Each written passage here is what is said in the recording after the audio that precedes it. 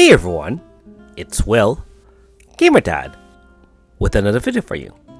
So of course we do have the newest update, and notice it is an in-game update, not the App Store or Play Store. And so make sure you do update yourself if you want access to the newest banners, and of course why not keep your game up to date anyways.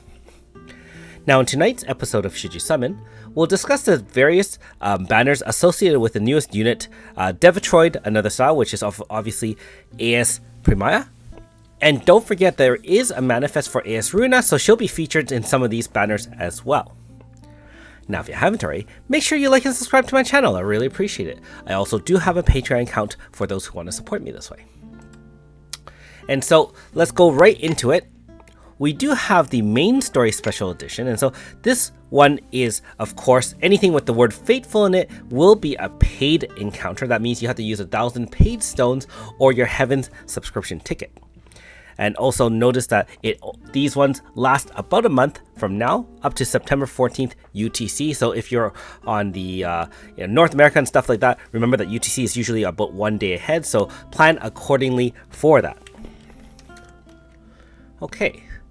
And so for 3 times, you can get guaranteed one of those 8 listed units at 12.5% each, guaranteed on the 10th pull. Pulls 1 to 9, of course, you can get any other unit as well. So notice that on pulls 1 to 9, 0.03, 0.03, and so on and so forth. And then you do have the full rate up of 12.5%, so you're guaranteed one of the 8 units listed there. Sukiya, Isabame, AS Kikyo, AS Yukino, AS Hina, AS Nakoko, AS Garam, and Minoka. And so all of these were featured, at least the normal style, in the main story at various points. Now, of course, the AS versions weren't always featured. It's mainly just the main story one. However, you'll get access to it anyways because you can just side grade down from the AS to the regular. So in that sense, it's actually not bad. You don't have to use 5 treatises at least, and those are a lot harder to get than 1 tome from a specific dungeon. All the altars are here. Remember, this is a Fateful, so all units are in this banner. And of course, the bots, Rainbow Sisters and Knights. So first off, right off the bat, I mean, if you're talking about units that you would be using right here, right now, Minoka obviously comes with Tetra, and Tetra is a broken sidekick. Minoka is no slouch either, with one of the few barrier pierce units out there, can attack twice if the enemy has more than 50%. Depending on how much your max HP of your team is, can do a tremendous amount of damage. And like I said, Tetra itself is also broken. Now, I would rank her as the big prize for this banner. Second would probably be AS Nakoko. She, like her normal style form, can adapt to any elemental zone, and of course the AS one can change all your team to the active elemental zone in play, so she can really help tie your team together, especially if your roster is not as tight and you are missing certain units to really make your elemental team strong. She also has a debuff of 50-50, which is great and can control damage and so on and so forth. The other 6 units, as much as they have their own uses, I mean, I've used AS Tsubame and AS Kiko quite a bit, even up to now. AS Yukino, of course, is great, Pierce Zone Setter, and AS Hina has an interesting way of kind of being a tank, covering for everyone based on a certain percentage chance. I think up to 90% chance, depending on the, how you kind of get her stacks going. AS Sukiya, again, is a great Pierce Zone Setter with some DPS potential, and Garam AS is not only a great voice actor, Joshua Witchett, but has some DPS as well as some tanking potential. Regardless though, there are much better units and banners to pull on at this point, so I mean, unless you have plenty of money you want to spend on, this one is going to be a pass. 12.5% just for 1 or 2 units, as much as it is pretty focused, is not enough of a draw, at least for me, to recommend to you at this time. Now let's take a look at some of the other banners here.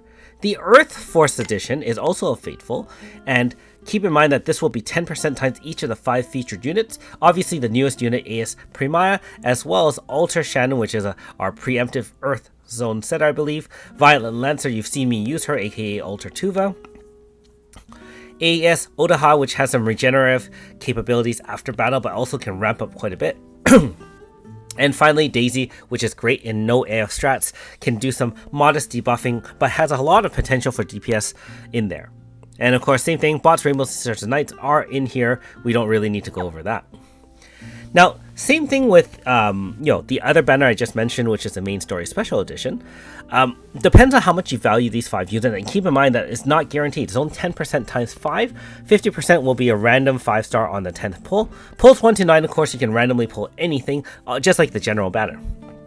It depends on how much you value each of these units. I would argue that if you like AS Premaya being the newest unit out there, of course you get a slightly better value of a Fateful, especially if the other side characters are considered valuable to you or you don't have them already. Again, Ultra Shannon does give you your first preemptive Earth Zone setting in a move. Violet Lancer is one of those few units that can reduce all your MP used for at least 1 turn to 0 in the very beginning. So, and the overthrow is something to be quite desired in another zone. And like I said, Daisy, again, same thing, has really niche strats that she only can do and other people just don't have the same kind of kit in order to do that. So if you value 2 or 3 of these units, hey, not bad to summon for. AS Premaya, at least in this banner, is a new unit, and so I will give this banner slightly more value than the previous main story special edition. But again, it depends how much you rank AS Premaya or even Ultra Shannon being a relatively new unit. Ultra Tuva, of course, is a great unit, but much older, and if you have already summoned on ES Tuva earlier on, you can side grade to Ultra Tuva provided you get the 3 opuses, which just takes time and effort as opposed to paid stones like in this case. So, unfortunately, unless you're really targeting AS Premaya, I would argue probably to pass on this banner, unless, again, you like the other units so much that you really want to add them to your team. And, like I said, it's only 50% chance at best. And finally, the regular version of the Fateful. Keep in mind that if you're just aiming for AS Premaya specifically, this one is a better chance. You get 0.8% pulls 1 to 9 and 10% flat chance on pull 10. Just like everything else, there are bots, Rainbow Sisters galore, and because it is paid, again, it is having every unit in the game. For purists who really want AS Premaya early or don't have any form of Premaya and willing to spend some money, this gives you better bang for your buck in summoning for it, just because odds-wise. Okay. So hopefully that gives you some ideas, at least from the paid standpoint, what banners I value a little bit more and what banners I don't really think are as valuable. So now let's go into the actual free banner. I think that's the only one I have to think about, right? Yeah, the free banner, and see what we're at. So Premaya does have, thank goodness, a 1.2% chance, 0.4 for the 4.5, 0.8 for the 5-star, and 0.01 for the normal style 5-star. So technically 1.21% on a single pull. And of course on the 10th pull you get a slightly better odds of the 4.5, which is actually better than expected. I was expecting her to only be 0.8 with no uprate for the 4.5, so that's great. Ruina AS, being the featured unit in the manifest, is also featured at 0.08, although note that her 4-star is already 0.39 because, you know, she's kind of in the banner naturally. Ruina is also got a 3.5 version, so she has a 1% there. So most of you, if not all of you, unless you've been playing the game for only like a week, should have Ruina in some form, and you can just grind out the 3DCs to get Ruina. If you've been playing like me since day 1 or since AS Ruina came out, you should have like 20, 30, 40 3DCs of Ruina, in which case this portion of the banner has no purpose or value to you. And so I feel the same way. This banner, unless you're specifically needing Premaya AS as a free player, you're losing a lot of value because AS Ruina adds 0 value to free players' pulls. And I'll repeat that. Adds 0 value. And the reason for that is that, remember that we can Ruina, any 4 stars that you can upgrade yourself to 5-star has, as a free player, you should avoid pulling banners like that because, you know, we have to keep our stones for banners that we really don't have any exposure to, such as brand new characters or just other characters that just takes a long time to grind. Like, you can argue that at least with altars, opuses are kind of difficult to get, and so if you really wanted to speed that along as a free player, you can pull on it.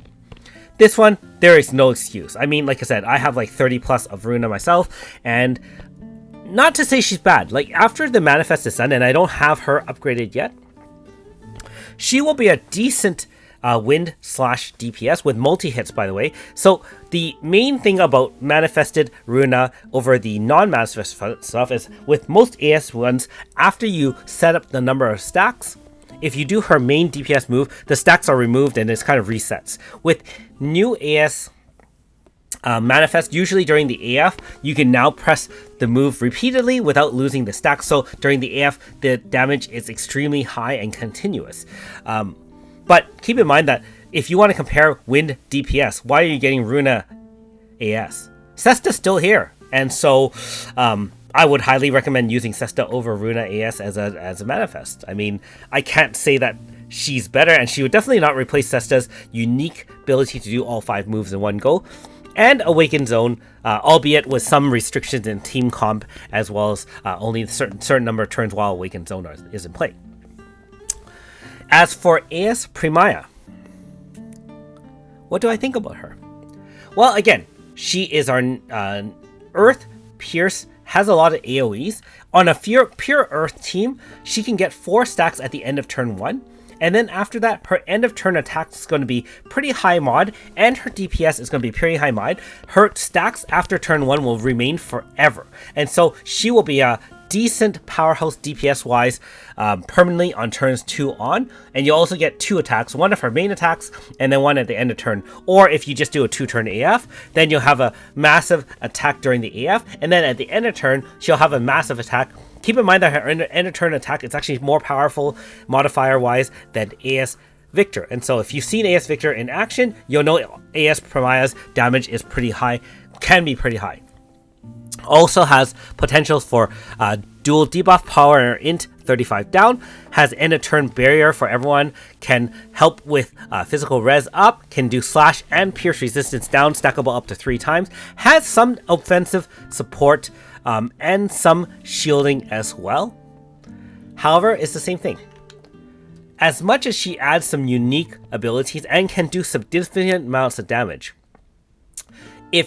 unless your Earth team is lacking a ton of DPS, I would advise that she is a good but not ultimate unit. And therefore, if I was saying, is this a 10 out of 10 banner? Is this a banner you must summon in order to get this unit? I would say no, there are probably better units you can go for.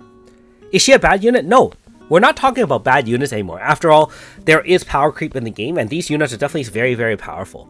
It's just that, and like I said before, as we get closer to Japan, these should you summon banners are not about putting down the value of these units. It's about thinking about, is this what you would want to spend your money on? Or a better way to put it is, would you rather put money on this unit or put money on a future unit or a different unit? And in this case, I would rather put my money on a different unit if I were recommending this for others. Now, of course, the answer is it depends on if she's waifu and so things like that, or if you just want to summon for the unit. And for myself, as many of you know, this will be a unit I'm summoning for just to attempt to complete the roster.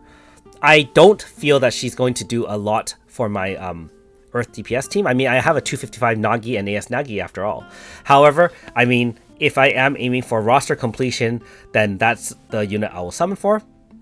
But if I'm telling others, do as I say, not as I do, so to speak, I would not be committing my stones to this banner. Anyways, let me know in the comments below if you've already pilled, what you think about the unit, and so on and so forth.